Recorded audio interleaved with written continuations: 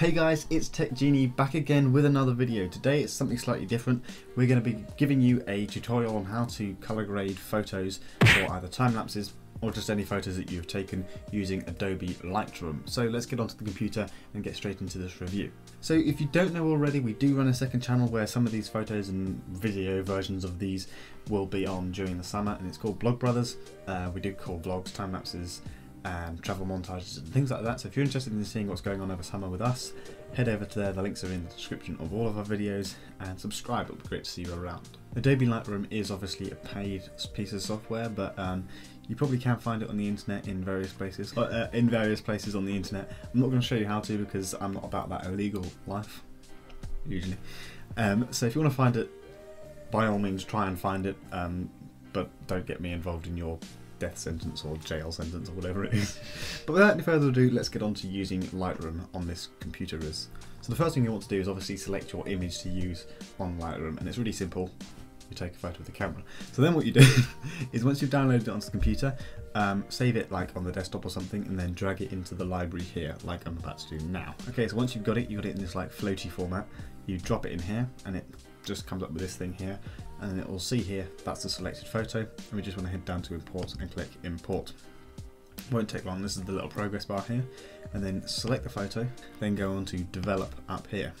So you can see this is our photo. It's taken on an iPad, so it's not like the best quality, but what we're going to do is we're going to try and bring back some color to this, straighten up the horizon because you can see it's taken at a wonky angle like the cameraman was drunk when he took it.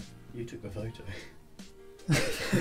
Okay, so if you head over onto this little box thing here, and then you see we have this little turny tool. It will turn it, and it will also zoom it in as well. So the idea is you want to rotate it and have the horizontal grid lines horizontal with the horizon of the photo, and basically you're going to have to do that by eye. If you're really lucky, you may have one of the grid lines on the horizon. So I think that looks about right there. I mean, I'm going for where the sun is because to the far left it looks like it's bent, but we're going to go from there. And if that's alright, if you think that's fine, then just click done, and you now have your new image. So if you want to preview what it did look like before, just press the backward slash arrow on the keyboard and it'll show you what it looked like before. Obviously at the moment you're not seeing an awful lot because not a lot's changed. So the idea is here I want to kind of warm it up near where the sun is, maybe make the sea a bit bluer, and kind of brighten up the trees and the boat if I can, if there's still enough quality in the image when I do that, because obviously when you do this you're going to get noise introduced into the photo. Okay, so the first thing you want to do is adjust like the white balance and the darks and all of that. So what you can do is if you hold down the Alt key and head over onto the whites slider and click and slide it, if you slide that up until any white appears, okay, so white starting to appear, this is supposedly supposed to adjust it to like a good part where it's bright enough. However, when you do it, you can see it's quite overblown. So what we're going to do is do the same with blacks and do it until some black appears. So you can see it's totally white. So until some black starts to appear, and on the top left, I can't point to it, but in the top left, you can see what the image kind of looks like as you're adjusting it. So I'm just going to pull it down a bit, so I've got some black appearing there. Now, again, it's too white, so I'm going to bring down the whites to roughly about 0. I'm going to leave the whites quite low because I want it as quite dark because it's in the evening. You can also go up here and you can just adjust the exposure, but that does it all, so the entire exposure has been adjusted. Also you've got these sliders here, so you can just increase the temperature to make it warmer or colder. You can increase the magenta, so it looks like Smurfsville, and you can also like change it up with that, but that changes everything quite uniformly. So what I'm going to do is I'm just going to give that a bit more blue and magenta. Okay, so if I press the back arrow, that's what it looked like before and that's what it looks like now. So it's a very minor difference, but you can also already see that there's a bit more going on in the photo. But I'm going to target now individual areas where it's too dark and it's quite bright and there's not a lot of colour, because if you do that you're editing the entire photo. So if you head over to here on the brush tool, you click here and you select a new brush. What the idea of this is, if you've got the Apple trackpad, to make the brush larger, just sort of swipe up with 2 fingers or down with 2 fingers. Okay, so when you go into brush, you're going to hopefully notice all of your values on the right hand side here. All of these values should be on 0. If they're not, set them all to 0. It won't change anything that you've just edited before, because now you're editing your individual thingamajig. So Thingamajig is a technical term, by the way. So what we're going to do now is I'm going to want to warm up the horizon here a bit and maybe make it a bit more blue up here and a bit more purple. So what we're going to do, come down to this bit here where it says feather, brush and flow. Feather wants to be on 100 and flow and density wants to be on about 80. And I want to increase the warmth, so I'm just going to change temperature. I'm going to put up quite up. Oh dear. Looks like I've already drawn a circle. Okay, so I'm just going to bring up the temperature and the purple or magenta, whatever you want to call it. And you can see now if I just draw a line, you can sort of see it's changing the colour. Obviously that's not where I want to put it, but that's just to show you what it does. If you have density and flow up to 100, you're going to have basically just a paintbrush line. And it's going to look like really obvious that you've just drawn all over your work. Okay, so I've just done the test. I think I can have a bit more purple in there. And the idea is now, I'm just going to go over where the sun is and changing the size of this thing so it's only going over the sky. So I want to bring a bit more orange in. And you want to, if you're going further out, probably decrease the size, the flow and the density so it sort of goes out on a gradient so it doesn't suddenly drop off in a block of colour. Okay, so you can already see it's made quite a bit of difference and a bit more depth and interest into the photo. So I'm just going to go ahead and do this a bit more with this orange around where the sun is. And you can also increase the saturation. So if I do this now, it will change the saturation on where I've just painted. So I can just change the sky to be black and white, or I can increase the saturation to a bit more so the sun's a lot more vibrant. So I'm going to turn the saturation up and I'm just going to sort of feather this out towards the top now by decreasing the flow and density as I go. Okay, so what thing you want to also do is make sure that the reflection matches with the sky. In this case it kind of does, but I'm just going to warm up. Oh, it's not doing anything. I'm just going to turn up the flow and the density. Okay, so you can see I'm just going to warm up the water here. You can probably see that it's doing something. And then here you can see there's a massive sort of drop off. Oh, to move it around, use this little square up here. It took me about half a year to find that. But you can see there's like a drop off between the colours here. So this is where an example of where you want to sort of decrease the flow and density to sort of fade that out a bit. Okay, so I've just basically gone over the water, and what you want to do every now and then is if you've changed from where you're going, so if you change from the sky to the water, which is what I should have done, you should create a new brush by clicking new, because anything that you change in these settings is going to change uniformly all the brush strokes. If you highlight one of these little dot pin things, it tells you what those, where you've done the stroke. So if you've done about 50 of these by the end of editing the video, not the video, editing the photo, you'll know which brush indicates which. So if I want to go back into that one, I can click on that pin and then readjust the colours. So that's just to let you know where the strokes were. Okay, so now I'm basically done, I think, with the sun.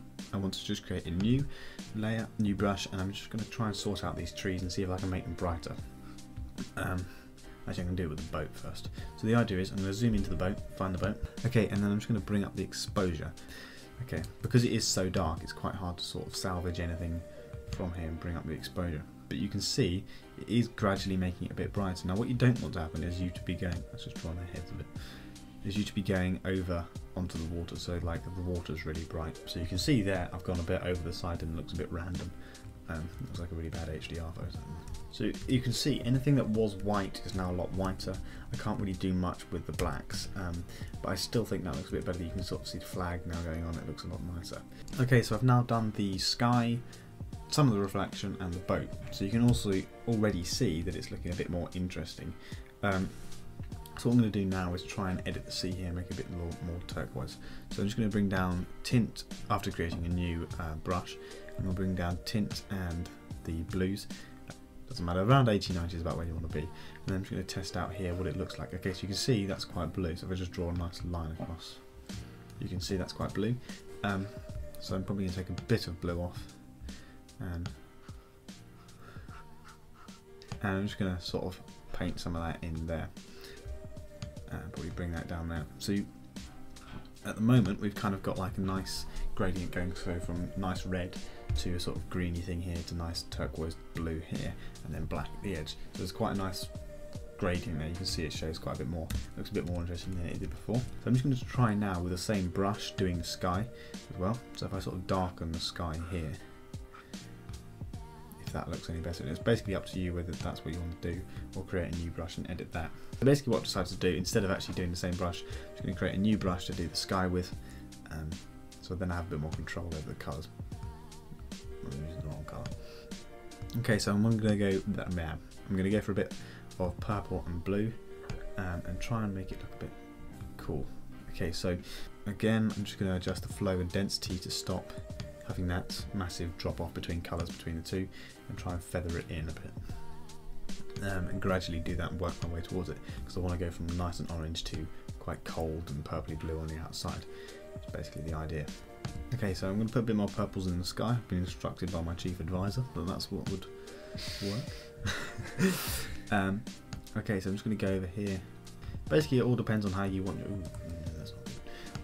your image to turn out. Now, in this case, I think a nice purpley blue sunset is what I'm trying to go for, really, and have as many interesting colours going in there, which is kind of still at the same time feasible as to what would actually happen. I mean, no like crazy green tinges and stuff going on, but still on a really good camera with really good colour, it might look something like this. It's still kind of reasonable what it would look like.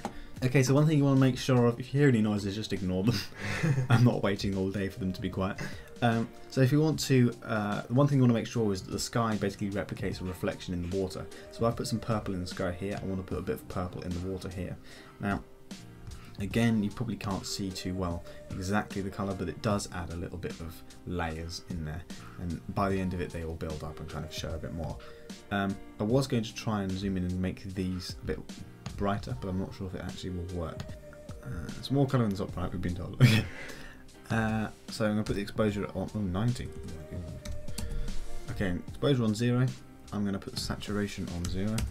I'm going to probably add a bit more purple, I think. Okay, so once you're done, I think I'm just going to leave that now. I don't want to do too much more with it. Just select done here. Now this is a final photo. Fortunately, when we did this, we didn't introduce too much more noise. And this is what it looked like before, and this is what it looked like after. So you can see, basically from before, it looked like a really good photo when you first saw it, but now, if you want to increase the saturation, I've edited it so the saturation is a lot nicer and looks a lot more pleasing on the eye. So before it basically looks like it's in black and white, and actually that looks quite green compared to that. Some people may not like it that saturated. Personally, I think it's probably a little bit over the top, but this is just basically to show you what you can do with Lightroom, and there's a lot of diversity as to what you can actually edit. So if I just keep doing that, the boat's sort of flashing. Now there are loads of other things you can do, like come down here into detail. Now this is basically noise reduction. So if you've got a load of noise, you might want to put a bit of luminance on there. So that's maximum luminance. You can see it sort of looks like plastic icing sugar sort of dominated. So maybe you want to bring a bit of luminance up and just sort of take out some of the noise. But I'm just going to put probably about 2 or 3 on, because it does actually look quite odd if you put too much on. Also, you can change the sharpness, so you can have maximum sharpness, which sometimes looks quite cool, but you can see if you look at the clouds, if you want wispy clouds, or if you want defined wispy clouds, if you can have such a thing. I'm going to leave probably a bit of sharpness on for the water, but that's about it. I think that's probably the photo done, and then you don't want to overdo it. So once you've done that, come up to File, Export. Anyway, so the top thing here basically says where you want to choose the folder, and just click on Choose and select Desktop. This is the main important thing here. Just give it a name. I'm going to call it Boat Sunset 1 because I've already done this, and then come down here and select the file formats you want. I usually use JPEG, and quality 60 to 100. I haven't actually noticed any difference, and then you can change the image sizing and all of that jazz, but I'm just going to export it like that. And then here is a little progress bar, and that should export pretty quickly, and I'll put it on the desktop, and you're ready to upload it onto your grams and all of those fun things. So if you enjoyed this video, guys, don't forget to subscribe, and also head over to Blog Brothers, because hopefully in the summer we'll have some really cool footage and videos of actually like live stuff that's going on in some of these sunsets instead of just photos. And if you want any more tutorials on this stuff and how to use Lightroom, maybe if you're doing time lapses, don't forget to leave a comment down below, and I will do one of those definitely, because why not? Okay, so that's it, guys. I hope you enjoyed this video. Live long and prosper. 28-minute video.